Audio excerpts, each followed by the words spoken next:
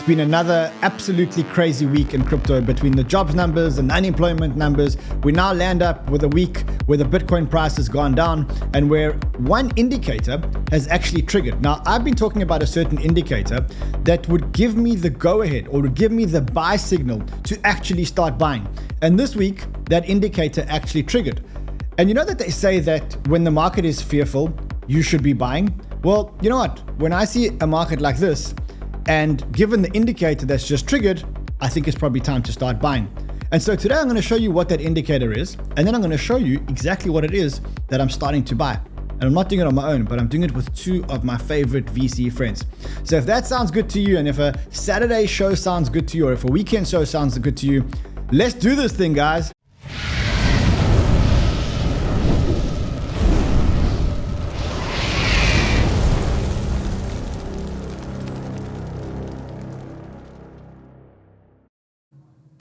Nothing better than some weekend alpha. That's what it is, a weekend alpha. Listen, first of all, if you are not subscribed to the channel, what the hell are you waiting for? Join the 1.141 million subscribers to the channel, the best community in the world. Also, just obliterate the like button. I'm here to bring you alpha. I'm here on a weekend, bring you amazing alpha. And you may ask, what is it that made you come here on the weekend and actually bring us alpha? Well, it's pretty simple. I've said that I'm waiting for an opportunity to buy and that I'm looking for a certain indicator to trigger before I actually start buying. And believe it or not, that indicator is finally triggered. So I want to talk about that indicator and I want to tell you why I'm ready to buy. And then we're going to jump onto a call with two of my best VC friends. And we're going to talk about exactly what they're buying and exactly why they're buying it. So if that sounds good to you, I need you guys to obliterate the like button, and I'm going to go ahead and tell you what it is that's just triggered. But before I do that, remember that our weekend shows are actually sponsored shows, and this one is sponsored by none other than NordVPN. Now, the best bit of alpha I can give you is that you need to protect your crypto from governments and from criminals, and sometimes the governments are the criminals, most times. And the one way that you can do it is actually browse anonymously. Like you can see that right now, I'm not actually browsing anonymously. You can see that my IP address is showing. They know exactly where I am, which country I am, etc. But if you have a VPN, and I want to show you what a VPN looks like. This is what a VPN looks like. If you have a VPN, you can tell any app on the internet that you want to be somewhere completely different. So right now, as you can see, I'm not connected. But if I want to pretend that I'm from South Korea, I can click on that. And now I am connected to South Korea. So any crypto application or any application will think that I'm in South Korea. And what that means is that A, hackers don't know where you are, but B, it means that governments don't know where you are, and that apps don't know where you are, and that you can surf anonymously, which is exactly why we're in crypto. Guys, if I can give you the biggest piece of alpha, the biggest piece of alpha that I can give you in crypto is to not fall victim to a hack or to some stinky government taking your money. To do that, you get yourself a VPN. There's a link below. Don't delay. Click on the link below, get yourself a VPN, and also get yourself Threat Protect. Because Threat Protect protects you from those malicious websites that are trying to steal your data. All right, so now that I know that you're all going to get a VPN, and I know that you guys are going to not delay and actually do it today. I know you guys are going to do it today because I know you've been delaying every other time we've done it. Let's get on with the show of the day. And before we bring the guests on to talk about what it is that we're buying, I want to show you the indicator that's actually flashed. As you know, I keep saying that corrections are when the market oscillates from exuberance to fear. And for me, the best way to trade is actually not to trade using prices. In fact, the best way to trade is to trade using an indicator which is not price related. It's an indicator that shows what the emotions of the markets are. So when others are fearful, you need to be buying. And when others are greedy, you need to be selling. And that's exactly the indicator that just flashed. Because you know that I've been waiting for the fear and greed index to drop. And last month we were at 90,000 at 90 on the fear and greed. We dropped to greed at 74. And now we've actually dropped to 50. And the reason why I'm so excited about this is because you can see that in bull market corrections, generally the fear and greed index drops from the highs. Generally it drops by about 40 points. So here you can see it dropped from 90 and it dropped all the way down to 50. Or in this one it dropped to about 50 or 45. And so it drops by about 50 points. Now, we've had a drop now of about 40 points, which means that you're not going to time the bottom exactly. And that means that between 40 and 50, you should probably start nibbling. And right now that indicator is just struck. So for me, that is, if you've got some money lying around, now's probably the time that you want to be deploying it. And if you are deploying it, well, then you're probably asking yourself, well, where can I actually deploy the money into? Because I want to know which sectors, which coins we should do that. That's exactly what I want to know. So today what I'm going to do is I've got two of my highest alpha crypto friends. And I'm expecting so much alpha that I've actually got a notepad and a pen to take notes because of the alpha. So without any further ado, let me bring in our guests and let's start getting the alpha. Gentlemen, I don't know about your timelines, but on my timeline, everybody is saying it's a cycle top. This guy's saying it's a cycle top on Solana. This guy's saying that we've touched the Bitcoin 8-year trend resistance line and we're now on the way down. He's calling the dip to $30,000. You've got Evan, who says there's a 20 to 25% chance that the cycle stopped. And then Ansem says 75%. Okay, now, honestly, do you think that there's any chance that the cycle stopped? Ran, if we don't hit a new Bitcoin high in Q1, I'll give up crypto. I'll get back my portfolio. 0% chance that we've topped. In Q1, we're going to hit all-time highs again. I mean, 0% chance is very low, but okay, I'll take that. Jose, what do you think? Yeah, I'd say like 10 to 20% chance or something. I think most like very high probability that we haven't topped yet. But you never know. So no chance that like this Trump thing was a buy the rumor, sell the news. In other words, the markets went up rallying on the fact that they thought that Trump was going to come in. Almost like if you think about a tech product cycle, right? When they make the promises about what a tech product's going to do, the tech product shoots up. And then what happens is when the reality of a tech product actually launching happens, the product goes down. And then almost they want the product to deliver on the expectations or the promise that the product actually make. Do you not think that the same thing might be happening with the Trump presidency, where we got a Bitcoin price of before the election, like 50,000. We doubled after the election. And then now the market's saying, look, now you actually better deliver on your strategic reserve promise and all the other promises that you made us, right? What? Yeah, I don't know. I think like we went from an administration that was actively hostile crypto, pretty much as hostile as you could be across everything from the highest level to Gensler to everything, to like an administration that by all accounts everyone in it understands crypto. We literally have an AI and crypto czar, so like crypto is put in the same place as AI, which is insanely bullish. Talking about a strategic reserve, which would be the most bullish thing to ever happen and like pretty much impossible to price in. And if you think about like Bitcoin last cycle peaked at like 69,000, it's at around like 94,000 now, sort of 3 years later with an ETF that got like the biggest reception out of any ETF ever. And this was before even Trump was president. So like, I just don't think it's the bullishness of a Trump presidency is priced in.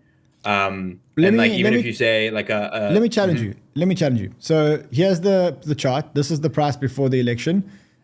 You could say that the market cap of Bitcoin before the election was 40% lower than the market cap is today. And so if I look at Bitcoin's market cap, hold on a second. Let's just get to Bitcoin, BTC. If I look at Bitcoin's market cap's call it $2 trillion.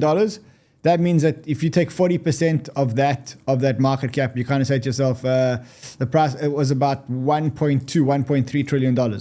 So you got a premium of $600 billion on the back of a Trump victory. Now, the question is whether that's sufficient, because then it would mean that the whole Trump presidency is already priced in, or into the Bitcoin price specifically. I don't think you can price in the number of collating factors that are potentially going to roll into this thing. So one thing is like, I think about this almost like shoot for the moon, land in the stars, right? So like shooting for the moon is like nation state strategic reserves, right? If the United States decides to not sell their Bitcoin on the balance sheet, sure, that's one thing. If they want to, somehow acquire more Bitcoin through like congressional proceedings, like, sure, that's cool, right? But I think the stars is like corporates, right? So like you're starting to see, the miners are doing it. Obviously, the MicroStrategy stuff. I think you're going to see like, Amazon's voting on it. Microsoft is voting on it. Tesla's done it historically. I think that is like the star shooting, like landing in the star. So I'm gonna push back, and not that I'm not bullish, but I want to try and push back on some arguments here. The fact that Amazon voted on it is a technical glitch in that any rogue shareholder can, not any rogue shareholder, but certain classes of rogue shareholders can propose agenda items that should be voted on by the board. Same thing with Microsoft. So those weren't real things. Those were marketing stunts by Bitcoin savvy holders. In terms of the corporates buying Bitcoin, corporates aren't buying Bitcoin. The only corporates that are buying Bitcoin are MicroStrategy, and the miners are buying Bitcoin. And the reason why the miners are buying Bitcoin is because there was an old trade in Wall Street, which was long MicroStrategy, short the miners. And that's how you would hedge the trade. And ever since the miners put Bitcoin on their balance sheet, you can't short the miners as the hedge, because then there's no hedge. You're basically, you're not shorting, you're shorting the equivalent, you're not shorting the equivalent of a long. And so like, I think, these are all buzzwords that crypto people get excited about, but they're not really happening. No corporates put on their balance sheet. I mean, you have like Rumble doing it, right? You have some energy companies doing this. Like, I don't think it's exclusively one way or another. And I think the idea that we've priced in the opportunity that this isn't going to happen, especially in 15, 20 years of Bitcoin, 15 years of Bitcoin, we've never seen a positive regulatory regime. It is impossible to price in Trump coming up on stage at the inauguration saying Bitcoin to the moon, or, something similar where it's like, hey, I'm going to have a Bitcoin presidency, right? It is impossible to price in some of the things that could potentially happen, which is, again, why I think Q1 is still going to be incredibly bullish. And I also think even if it wasn't positive, there's still more time for for the buildup to happen, right?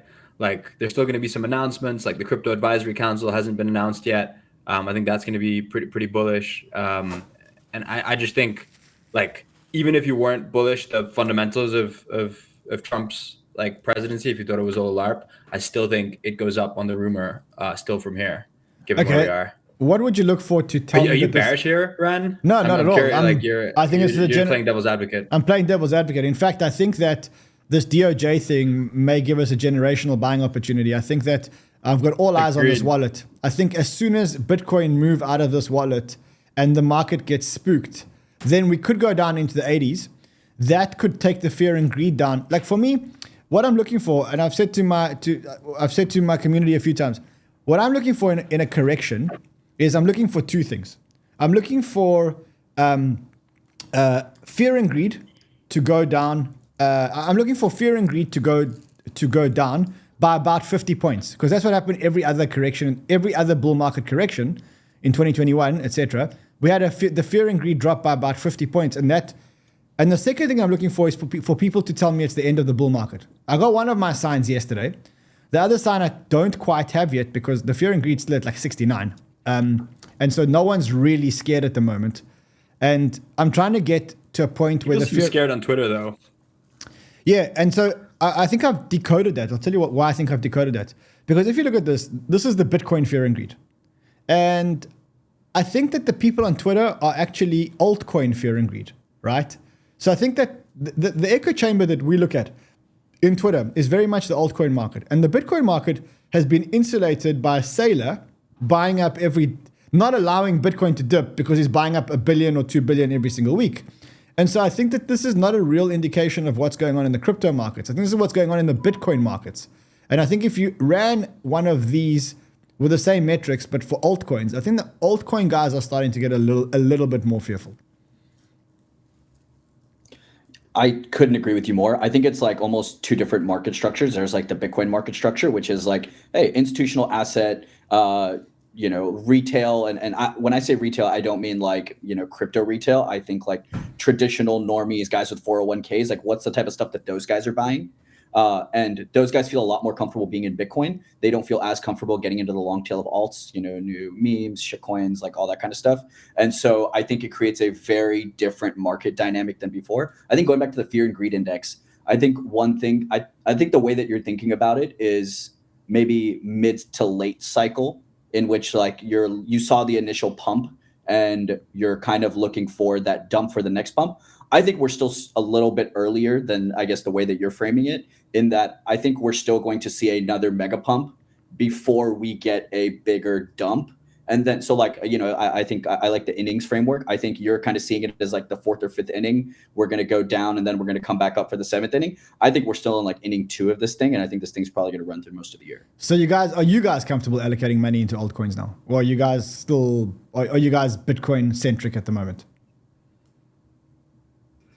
Nah, I'm not Bitcoin centric. I should be, but I'm You're still very much Athena-centric. alt-heavy. I'm Athena-centric, yeah. Judging by your tweets and your posts, I guess that you're Athena-centric, right? I am Athena-centric, yeah. And we'll dig into that. Ishan, are you Bitcoin-centric or are you altcoin-centric at the moment, from an allocation point of view? I personally don't hold a ton of Bitcoin. I hold pretty little amount of Bitcoin, but I think of it still in like majors, and I'm still major centric. But I think so. The way I think about it is like there's almost two types of buyers in the market. There is your hot ball of money, which is like the constant rotation game, and then there's net new dollars, right? And net new dollars goes back to like, what are people that are crypto interested? What are those guys going to buy? What are the guys with 401ks who aren't like 18-year-olds who have $1,000 to their name, but are actually like, 35-year-olds who might have a few $100,000 to their name? What are those guys going to buy? And that's where you see the real next leg up. The hot ball of money is going to keep going. And maybe this net new money is like a little bit going to go into AI, but a lot of it is going to be majors through ETFs. I don't think ETF money is good for the industry because I think it stays isolated in like the traditional markets. And so what is that net new money that the guys with 401ks are going to buy? And I think that's a little more, maybe it's, historically it's been DeFi. That's what got people excited and into the market. I think there's some AI stuff, but I think it's a little more of like the 𝗕𝗥𝗏, Render, IONET type of stuff that those guys are going to be a little bit more interested in. I think there's like a very easy traditional lineage there. So wait. I think some of them maybe new age DeFi stuff, Athena, Pendle, things like that. So which money is driving the market at the moment? Like which money would you be following? Right now, which money would you be following? Right. It's all hot ball of money right now. Like this is like, you see the rotation constantly, right? It was like, oh, memes are going crazy, chill guys going crazy. And then now it's like, oh, AI memes and virtuals and AI16Z. And I don't think this is a lot of net new money into the industry. I think there was a time where it was a little bit, I think ETFs, but I almost think of ETFs as almost a silo. So right now we're still hot ball of money. I think we're still waiting for that. What is that thing that is going to bring in net new dollars, right? What is DeFi summer? What is NFT summer for this market? AI I think agents. AI is the highest probability. AI agents, no? Do you think you think 35-year-old guys that work at Goldman that have a 401k are going to be coming into the market buying AI agents? No, I think they're going to be buying ETH. I think they're going to be buying ETH. I think they're going to be buying stablecoin because I think they're going to follow legislation. And I think when I look at it, well, you're driving me crazy. Can you just pause in one place? Because I do get boat sick, and now you've given me motion sickness. I think that these guys are going to come in and buy familiarity. So they're going to buy news headlines. And what is familiarity and news headlines? XRP is a big news headline. It scores very highly in news headlines and familiarity. ETH scores very highly in headlines and familiarity. Solana scores very highly in headlines and familiarity. Chainlink, very highly in headlines and familiarity. So I think that's what the pleb money is going to be buying, right? I think that is what you saw with the Dino coin run, Hedera, XRP, XLM post-election. Mm-hmm. I think that was a lot of that run up was the 401k guys coming back into the market and looking at their coin bases saying, oh, okay, look like this thing is up. Maybe I buy a little more. I already understand the market structure of this coin. I've been looking at this chart for 3 years now. And so I understand that maybe this is a good time to buy. There's like the TikTok generation where that's where the XRP stuff came from. Is like everyone's talking about TikTok. But like, I'm a huge hype bull. Like look at the hype chart right now, right? It's like it was up only and now it's down only because it's the hot ball of money. Let's talk about this. I'm pulling out my notepad. So I've written here, Ishan. Let me just write that. Ishan says, hype. Tell me why you like HyperLiquid so much. And I mean, when I say that in context of a 25 billion fully diluted valuation. So like I get, hold on, I get the exchange. The exchange is a very, very, very fucking cool experience. It is fast. It is the promise of fast. It does feel very, very, very much like a centralized exchange, and it is a decentralized exchange. It's not open source. It's anything but open source. No exchange out there can list the hype token other than hype, and so you don't really have price discovery. And whereas I think it's an amazing chain, and whereas I think it's an amazing product, I can't justify $25 billion valuation. But maybe that's just me. I'd love to hear your view. I would think about where the puck is going. right? So where is the puck going for Hyperliquid? I think there's a lot of people that have had this DeFi super app, DeFi super ecosystem thesis, right? Injective tried to build this out for a long time, right? Something where it's like you have a spot DEX, you have a perp DEX, you have borrow lending, you have all of the key core DeFi applications. You have Athena-like products, right, that are helping, kind of make markets more efficient. You have all of these things. Now imagine them all under one roof, under one chain. Love it. The composability that you can get. I think that is the bull case for hype. Is like you have all of these things. I don't know as much hype, but I think the way I also think about, I also I thought I was late at 7. So, or it's 6 or whatever. So I didn't buy it since. I bought a little bit on this dip. I think it's like, if you think about L1s, the killer app is always an exchange, like either a DEX or an AMM. And like hype is starting with the killer app. And then it's like, can you build an L1 around that? You know, if you already have the users, the attention. And I think there's definitely something, there's definitely something to that. And that's what you have to believe really to be able to buy it at 21 or whatever, 25 billion, honestly, that it can go to 50, 60, 100 Solana-like valuation. Every single bull market has been kicked off by an exchange innovation. So like 2013, you have like Coinbase, or I guess 13, 15, you really had Coinbase. 2017, like you had then like you started to have Uniswap come. So like almost every single major bull market has been kicked off by 21 was OpenSea. 21 was OpenSea, I guess. OpenSea. Was it OpenSea, or it was one of the NFT changes? So I guess, look, if crypto is trading value and Hyperliquid provides a good way to trade value, I think it's cool. Just again, like, I think this is great value at 5 billion, and I think it might be okay value at 10 billion. I think at 20 billion, for me, I just think that there's probably better upside on a risk-adjusted reward basis than paying 20 billion. But I mean, I guess the cycle will prove me right or wrong, right? Yeah, like what did BNB top out at last cycle? Like 150 billion or something like that. Like I think when you hit bull markets, things get pretty irrational. I think looking at FTV in a bull market is like not the most efficient metric to be thinking about as far as valuations. Like FTVs are great in a bear market. They kind of don't mean nearly as much in a bull market. And so if you're looking at float, you're looking at the team is continuing to buy. Like I think that's an incredibly bullish sign. They're market buying with the HLP. Like there's just too many nice headwinds. So there's not. It's not a true 20B for what it's worth. It's like I think 40% is in treasury, right? So yeah. Yeah, I mean, but it's going to be. I mean, over time, it's just all that treasury is going to be in the market. So you got to look at terminal point valuation, I think. But there is a point. Only if hype holders kind of decide to allocate it that way, right? Yeah. Okay, fair enough. So Jose, you said you bought some hype. What kind of entry did you get? I think like 20 something. Like I was buying it in the 20 and 21. Like I just nibbled. I'd like to buy it lower than that, but it just annoyed me because my whole thesis, the whole bear market was that like you'd have a DeFi super app and then that will build the L1, right? Like that's what we were trying to build. That's what we're incubating. And then I missed the guys who actually like pulled off the thesis. I like got fudded by all the people that failed and then missed the ones that pulled it off. So I just want to have some for the ride. Okay. Jose, I'm curious what you guys think about this growth of the super DeFi dApp front end, right? So like you have like Azura, you have DeFi.app, you have Infinex, Archetype Blue. Like this is like, I guess the next thing that's coming where it's like, we're going to build the front end and have all the piping to be able to trade any asset anywhere, like trade on Solana, trade on, just connect your wallets. Like, do you guys think these are viable models or like, is this just like kind of... It's interesting. Sorry, I'm moving around. I just cramped. That's why I'm moving around like a spastic. I had the same thought in terms of our investment thesis. And funny enough, I'm going to give you the same answer that the CEO of Microsoft gave, where he said that the dApp layer is going to be replaced by AI.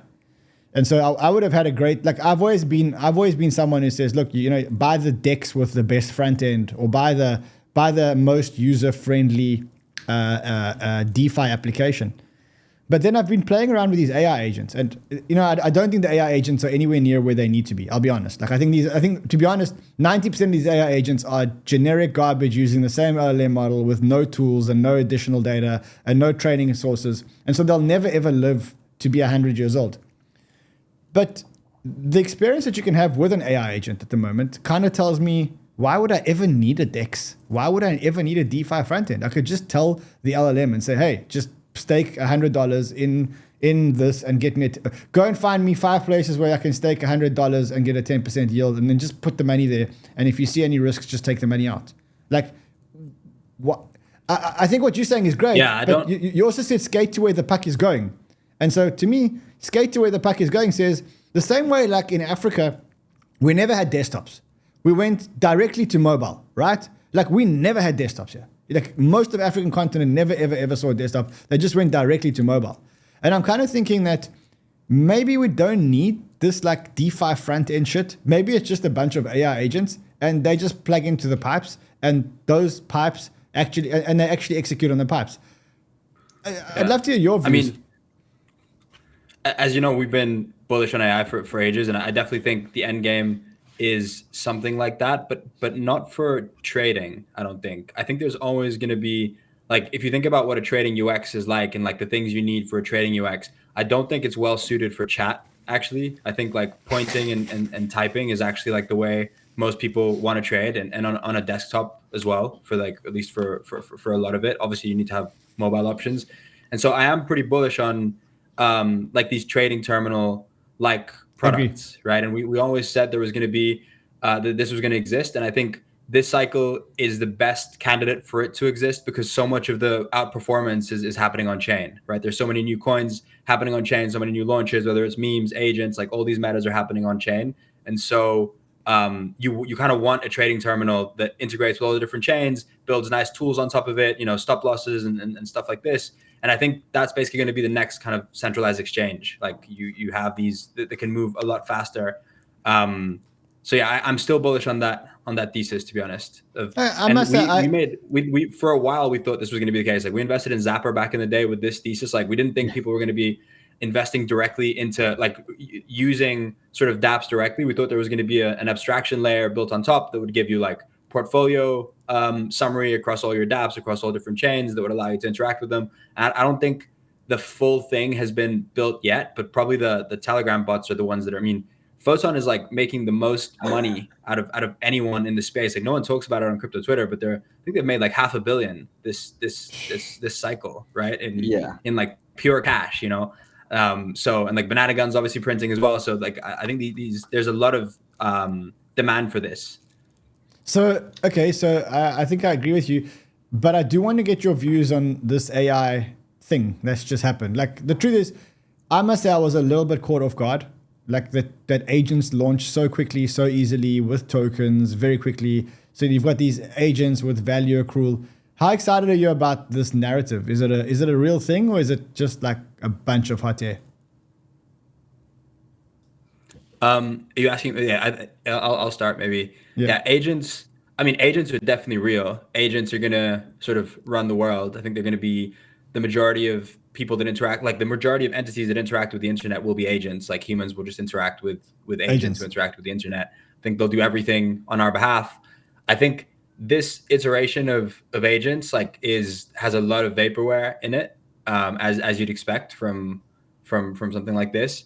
But I do think you shouldn't like mid-curve it too much. And just like my basic thing is, I think AI is just like not priced in. I think it's like a this time is different moment just for the world. Like I don't think people realize that AGI is coming. I don't think people realize the consequences of AGI, like how quickly AGI can get you to something like super intelligence, the consequences of that on everything. And so I just think, and in 2025, you're seeing like the most profitable companies ever in the history of the world are spending every single dollar of free cash flow on compute. And, the ramp up is just like insane. And I think capabilities are going to increase faster in 2025 than they ever did before. And so that hype is just naturally going to spill over to crypto and to crypto AI. And so I think you kind of just want to like, I'm not super bullish on any of the things that exist right now being the long-term winners, to be honest. but I do think you've got to own some just as a trade, and then keep your eye out for what you do think is going to be the winner. And there's a lot of cool opportunities and cool things being built in private markets as well. Okay, and but do you think is the value accrual going to happen at the agentic layer? That's the part that I can't wrap my head around. Is like I agree with you. I think all the agents right now are like mostly vaporware, and I think all the frameworks are mostly vaporware as well. Because I think like, you know, why can't you just have an agent that you access through your Google login, right? Like my framework is kind of like agents as contracts, and going back to like agents doing a lot of the work in DeFi for you. Agents are contracts, and they're almost like provers and solvers for you. So it's almost like piping. And it's like, hey, I personally am not as price sensitive. I want my trades to close quickly, right? And so I'm more time sensitive. And my agent knows that. My agent lives in my wallet, in like a smart wallet of some kind. And that agent is going to transact on my behalf, knowing what my personal preferences are. But I still don't think that's where like the value accrual for agents is going to happen. So I don't think agents are like, in its current form, definitely not investable. And I kind of don't see them being super investable, because I think it's going to be like one team that kind of figures out most of it. I mean, I have a counterpoint to that, and that is I think that agents now are definitely investable. Like I think AI16Z, I don't think it's investable at a $2 billion market cap, to be honest. I think that's a little bit optimistic. But remember, with agents, it's a function of the framework that they're built on, and it's a function of the tooling set that is available in the environment that they live. And then it's a function of data, and it's a function of training. So you got data, you got training, you got framework, you got tools, you got yourself a good agent. And remember, the thing about AI agents is that the first to market gets the most data and the most training. And the more data and the more training that it has, the better it is. So if I've got an agent and I've got more data and more training, and you got an agent and you got less data and less training, I'm going to beat you, because mine's going to give much better answers because of the data and the training. And you're never going to be able to catch up, because the more mine interacts, the smarter it's going to get. You're never going to be able to catch up. It's very similar to a Google search versus Bing. The more people that search on Google, the better Google search becomes. The better Google search becomes, the less people are going to search on any other search, right? And so that's why I think that you actually have to get into the agents pretty early, but you got to view it as investing into a 3-year-old kid. And so like, you're buying a 3-year-old kid, and you're hoping that the 3-year-old kid will grow up to be a good adult and a productive adult. But today you're investing in a 3-year-old kid. I'm going to push back there a little bit, insofar as a lot of this stuff is going to open source, and so that reduces the barrier and the like ultimate moat of these agents, which is kind of gets you to where's the value capture going to happen. And in my view, I agree with you on the data side. It's like data, it's inference.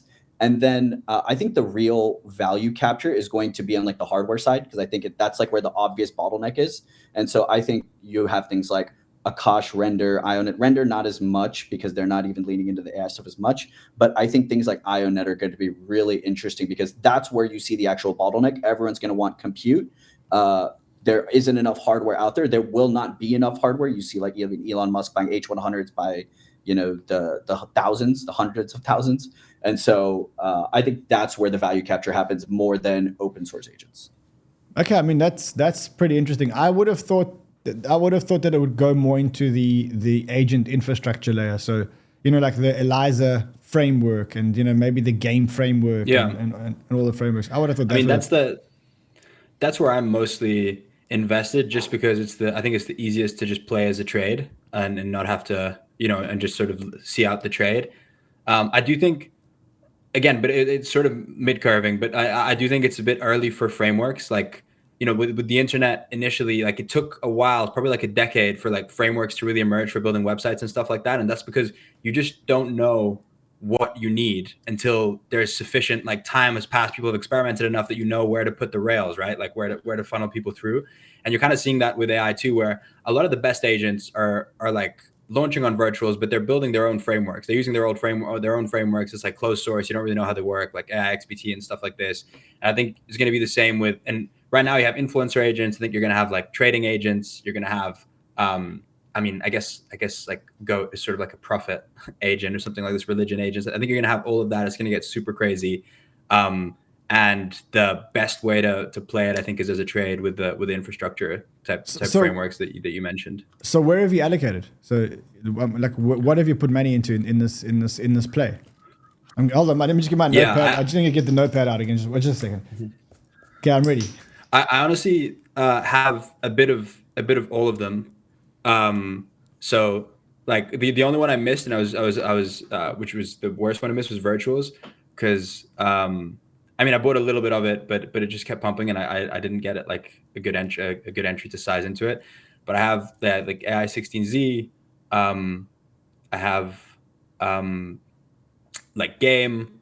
Also 𝗕𝗥𝗬𝗡, like ARC, like pretty much anything that I think has a compelling chance of being like a picks and shuffles type play in this space. I'm just investing in without too much DD, honestly.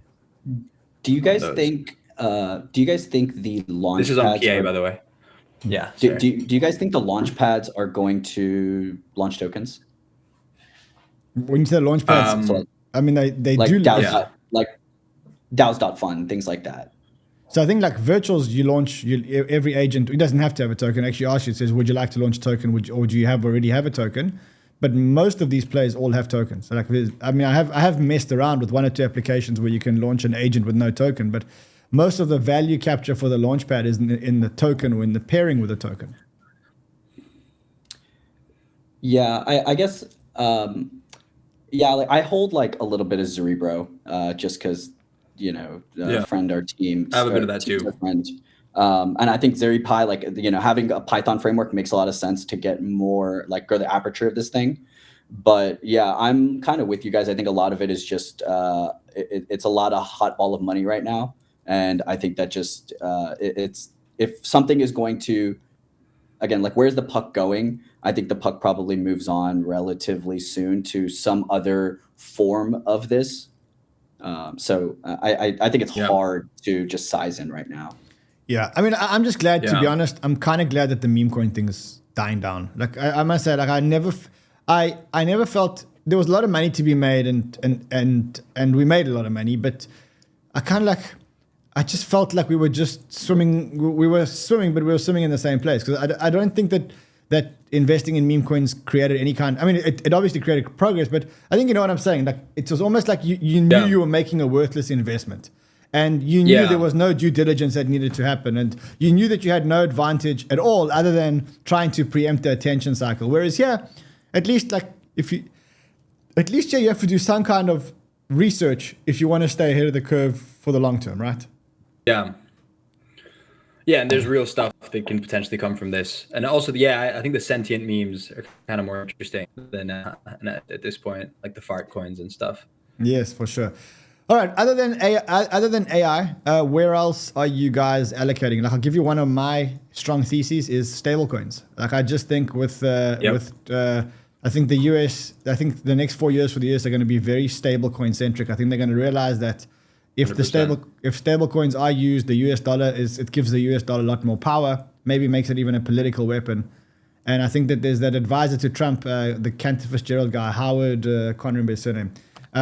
He's an investor in Tether. And so like one of the big bets that I've taken is 𝗑𝗫𝗏𝗏𝑐. Like for me, 𝗑𝗫𝗏𝗏𝑐 has always been a very, you know, like Curve stablecoin exchange, convex. Interesting. Yeah. So like I've taken that view. I've taken Athena obviously because Jose told me to buy Athena. So I bought Athena. What else are you guys looking at? Do you guys share that thesis? What other plays are you guys looking at? I definitely share that thesis. Like that's pretty much the thing I'm most bullish on in crypto overall, I think, and obviously has been for 2 cycles. Hopefully this time ends better. But I mean, I think the TAM is literally trillions. I think with the rate cutting cycle, I think supply next year could go to like 400 billion, or at least to 300 to 400 billion. I think like and to me the thesis is just and I also like with the Stripe acquisition, there's a lot of stuff happening in payments. Like we're seeing a lot of interesting things happening in payments. It's starting to get talked about by more of the normies. You saw Chamath on his all-in end of year talking about stablecoins as his trend to watch for 2025. And to me, it's just hard to be I just think Athena's, both in terms of execution and just the thesis of the highest yield bearing stablecoin, right? I just think it's gonna black hole like capital. I mean, 2024, it's hard to imagine. They launched in February. They grew from 0 to 6 billion, like became the third largest stablecoin, outpaced DAI.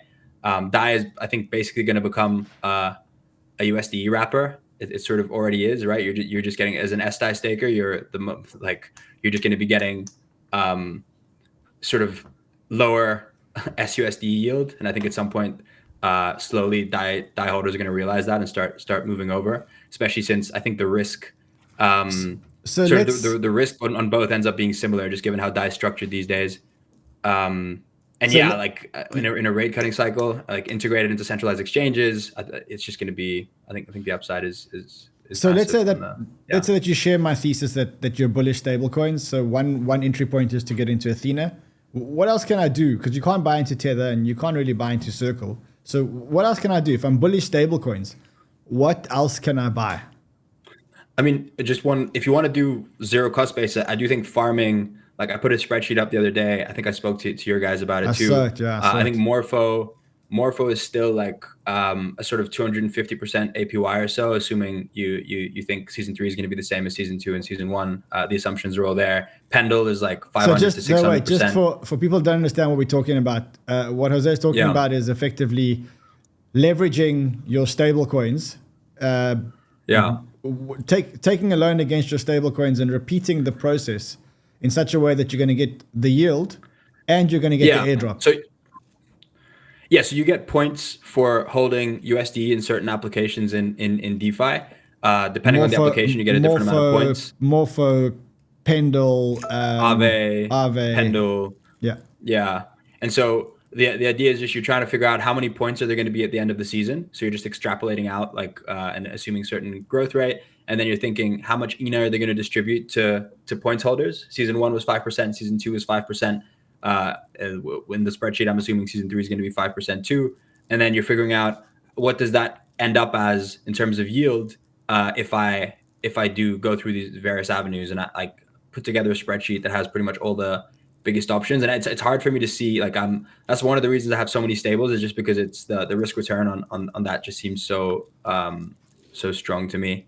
I think that's another way to get I think finding a way to express this trade is really tough. I think curve convex is interesting. I hadn't thought about that yet. I think it's hard to also just be in stables and do that right now. So that's not like my preferred RR. Just like, why do you want stables right now? Well, if you're making if you're making 250% APY in stables, that's probably more than you're going to do in your portfolio. Like let's call it a spade here.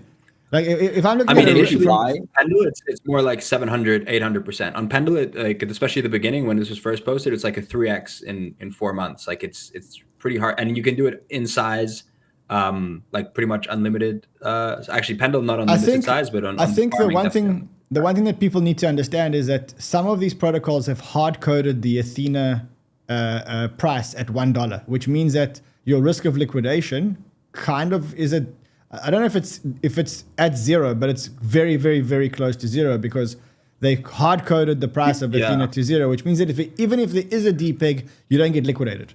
And so I think that's where the arbitrage is, right? The arbitrage lies in the fact that you're not going to get liquidated, so that you can keep repeating the loan cycle, and then you get for every $100 you invest, you can pretty much land up staking what is it, 100 plus 80 plus 80 plus 80. It just keeps going on and on. So you can basically lever it on the 91.5, depending what pool you get into. You can lever it like 12 to 13 times, and you're not getting the only way to get liquidated is if you get liquidated on the borrow side, right? On the interest just accrues, so you'd have to like forget to check it basically for weeks or something like that, and then you get liquidated. So all in all, it seems like a great spot, but it'd be cool to talk about some others too that you guys are looking at. Yeah, I think this trade is interesting, not for the stablecoin base, which obviously I'm very bullish, incredibly bullish stablecoins. Like, I think the best way to express that is probably venture, because I think there's a lot of people that are going to be building in this category. But the reason why I'm really bullish on this is the airdrop farming piece. And I think kind of airdrop farming is coming back. And I think Athena is a form of that. I think there are just so many incredibly interesting protocols that are going to come out going into a raging bull market, which is going to lead to incredible valuation. So it's like you have your bear chains, your monads, your story protocols. Like I think and right now the sentiment around airdrop farming is still, I would say, close to all-time low. What about this one? Have any of you looked at this one? Have any of you guys looked at stable farming? No, I haven't looked at this actually. I'd be curious to hear if Ishan has. But stablecoin farming has been like an insanely good spot over the last year. By the way, whether you've done Athena or even usual, the YTs, like it's been like multiples. Like, you know, on the YTs, people have been making 5 to 10x, whether it's season 1 Athena or usual this season. Like it's been pretty great, pretty insane spot. So I disagree with the venture piece, actually. Sorry, I'll let you go. Go for it, Jose. Go for it. You're saying you disagree with the venture piece? I just don't. I think stablecoin is like the highest network effect product out there. It's really hard to build like a new stablecoin. I'm also not super bullish on these designs where you're like helping anyone launch their own stablecoin with like treasuries in the background that some people went for, and like you can kind of see it with Athena. Like as they've grown, people started off being like, why would I like have custody risk and give you my thing to do the basis trade when I can do it myself as a fund? But as they get bigger, you actually can't do it yourself and get the same yield because unstaked USD acts as leverage on the SUSD yield, right? And that's like one example of a network effect. But there's like the fact that it's integrated everywhere, you're earning points for using it everywhere, and like the liquidity on it, like all this stuff is really hard to recreate. But there's definitely interesting spots. I think Usual is one of them. Resolve is another one. I think they've grown to 500 million. Let's talk about Usual Protocol because this one's caught my attention. I must say I haven't really made an investment in it yet, purely because I feel that the early stage investors are too high up on their money, and I try and avoid being dumped on. But how much do you know about Usual Protocol? From what I understand, this feels like a decentralized tether, where everybody shares in the upside here. Have any of you guys looked at it? Yeah, I haven't looked at it too much. But isn't that like every like Ondo and everything, like aren't they all like trying to be decentralized tethers? I mean, yeah, I guess so. I mean, this one caught my eye. It's got a current TVL of 1.73 billion, protocol revenue, $278 million. The price is 70 cents. Fully diluted valuation is $350 million. How is protocol revenue 300 million on a 1.8 billion TVL? I think they've probably annualized it. I mean, I would imagine. It says here 4-1. But still, if you're because I assume revenue is coming from like a share of the treasury yield, and like, yeah, the math isn't mathing for me. Maybe I need to look into the Usual. Yeah. All right. What else are you guys? So in terms, to just summarize it, in terms of stablecoins, not many investments that can give you access to stablecoin markets right now, right? Yeah, I don't think there's a ton of ways to express it. Farming is the best way, like you said, I think, Ishan. Yeah. Farming new protocols is interesting. I think, but to go back to the point you made, Jose, I think there's going to be a new era of stablecoin products. I agree with you, the network effects, which is why I'm not super excited about things like Usual, because it's like, can you compete with the network effects of a USDT, of a USDC? That's really, really tough. USDE, like Athena is the only one that I think can even come close just because the yield is so outrageous. But I think that there's going to be like the Alliance DAO guys said, the most of their applicants are coming from stablecoin products. And so I think there's going to be a new era of composability and just totally new ways that stablecoins unlock new opportunities that is going to become investable. And that's, I think, the best way to probably express the stablecoin bullish trade over the next 5 or 10 years. Okay, fair enough. Yeah. What else are we looking at? What else are you guys comfortable to deploy into? Yeah, I'm really excited about this string of L1s that are going to come out. There's just so many, and I think that creates massive opportunities because these are not small protocols where 1% are getting airdropped at a 500 million valuation, and that's like a split between millions of users. Like you're talking about Bearchain Monad, like these will be $10 billion plus TGEs. And so you're talking about 1, 2, 3, 4, 5% going to community, and these are very community-centric projects. You're talking about massive, massive wealth effects that are happening. I think Bearchain, like the DeFi ecosystem that's being built there, is like incredibly interesting. I think Boyco hit, which is like the Royco implementation on Bearchain, hit $1 billion in deposits, and it's like it's not even out yet. And so I think Bearchain is cited to be a very hot new launch. I think, I mean, you could say that I think it's started to be a hot new launch. Any idea when they're bringing it to market, when the mainnet's coming live, when the token's coming live? I know we're investors there. I haven't spoken to the team in quite a while, so. Yeah, everyone's been saying Q1. With these things, you can never be too exact. A lot of things happen. But again, it's not just bear chain, right? It's like, it's Monad. That's supposed to be a Q1 launch as well. That's going to be massive. The reason why I like Berachain and why we invested in Berachain is because when you look at most of the L1s, most of the L1s are innovating in terms of the transaction per second, the consensus framework, the consensus mechanism. The Berachain model innovates on the economic mechanism, which is, I think it's one of the first times that I've seen an economic, a chain that differentiates itself in the economic mechanism, where you effectively where validators have to spend their incentives inside the apps of the ecosystem, so to speak, right? And so you've innovated on an economic framework, and that's look. There may have been others that I haven't been paying attention to, but for me, that's the thing, is to say, look, I'm tired of okay, I'm going to parallelize this, and I'm going to reduce the number of validators here, and I'm going to there's another level of innovation, and I think that's where Berachain could actually get pretty interesting. Yeah, I think as like, if you could think theoretically as a trade, I would be like short block space. Like, block space is just, it's a commodity now, right? Like, if you want EVM block space, it's fucking everywhere, right? There's no shortage of it. There will be no shortage of it for all of time, basically. And so I think innovating at like the validator incentive mechanism, like doing the VE33 stuff, like VE33 works in crypto, right? And the way to express that through like the bear chain validator economics, like, I think that's interesting. And so that's going to be the next wave, is it's like, hey, yeah, like TPS is cool, doesn't really mean anything anymore. Okay. I kind of think, I do think though, like, every chain needs to be a high throughput chain. Otherwise, like, it's sort of like table stakes. Anatoly has that great tweet. I forget the exact wording, but something like, people didn't think there was space for a high throughput chain, but actually, like, you have to be a high throughput chain, and I think that's the case. And I haven't caught up on Bera.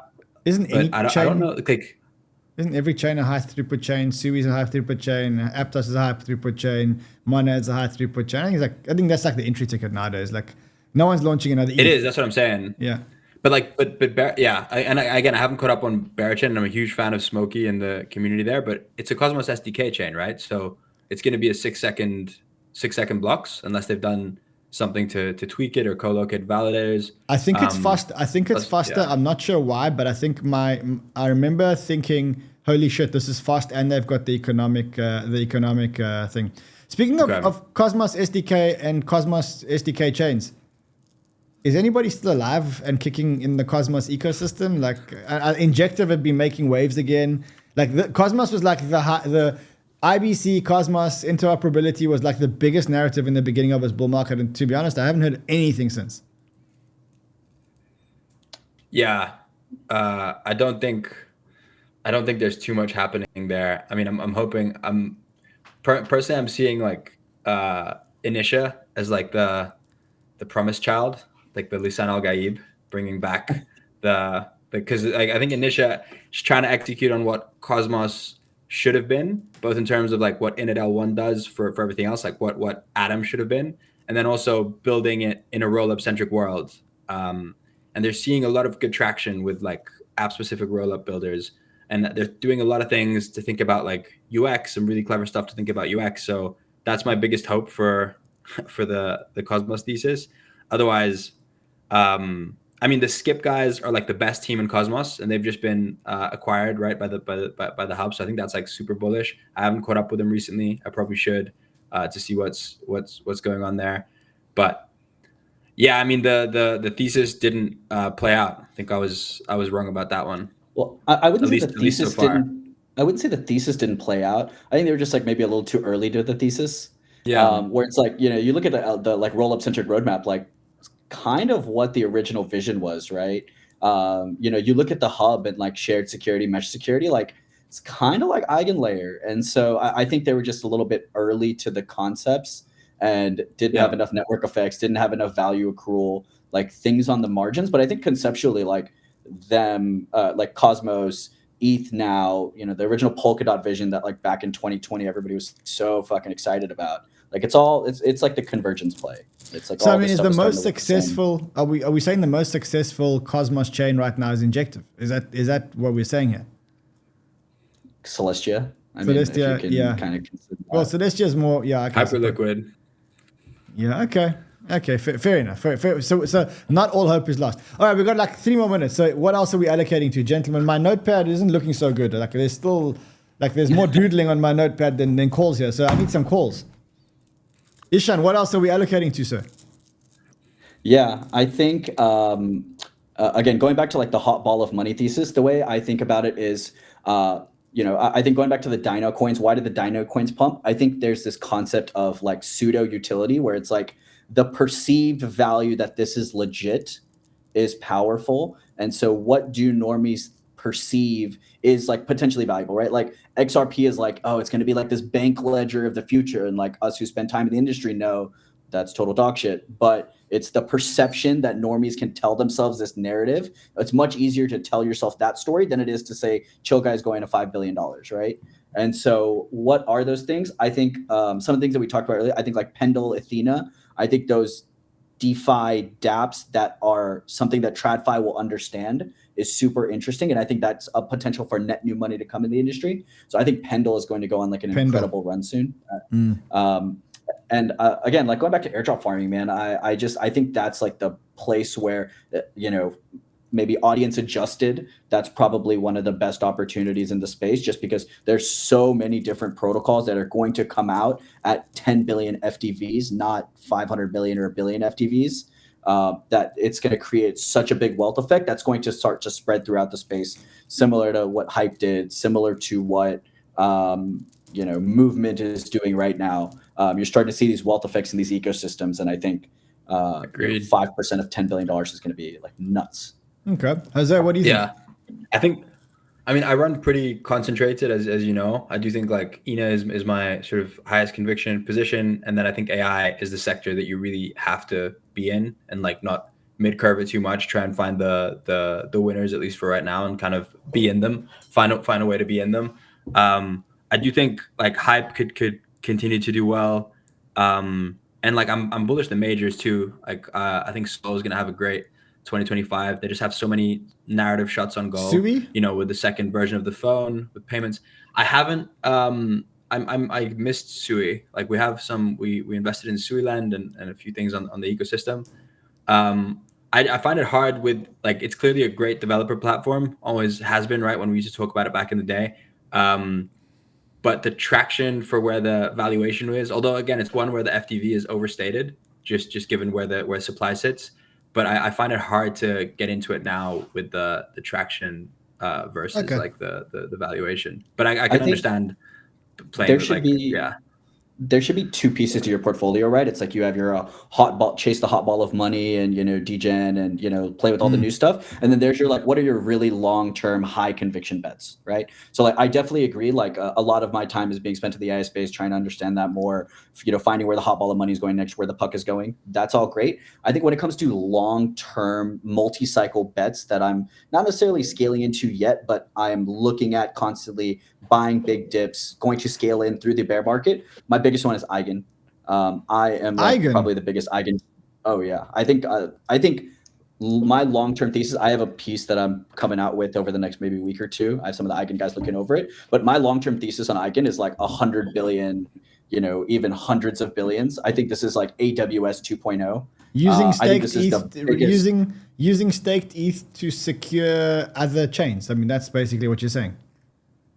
It's not just other chains, right? There's going to be thousands and thousands of different applications, right? I don't want to go on a tangent and kind of give you guys my whole thesis on this, but there's going to be so many different pieces of the stack, and it's going to be so similar to going into like EC2 on AWS and just being like, okay, I want this, and this. I need a database. I need this framework. And that's what Eigen's going to be. It's going to be a variety of different services. It's all going to be secured by the most liquid form. And I think that just philosophically, the idea of slashing, being able to export slashing to a lot of different areas and services is like a net new thing for like fuck, I don't want to say like humanity, but like it is a net new technological innovation that's going to change the way everything is done. Just the idea that you can have economic disincentives. And so Eigen is like long term. I think that's a $100 billion protocol. Wow. Okay, guys, listen, on that note, we are completely out of time. So first of all, great to catch up with you guys. Yeah, thank you for the alpha. Although I think my notepad could have, let me just write Eigen here, and then my notepad could have been a bit better. I'm going to write this down. I'm going to sign it with today's dates. I remember we had this discussion here today. Guys, thank you. It's been amazing catching up with you guys. To you guys, we'll see you guys again on Sunday. Sunday, there's a big show. AI agents. Sunday, there's a very big show. See you guys then. Until then, trade well, my friends.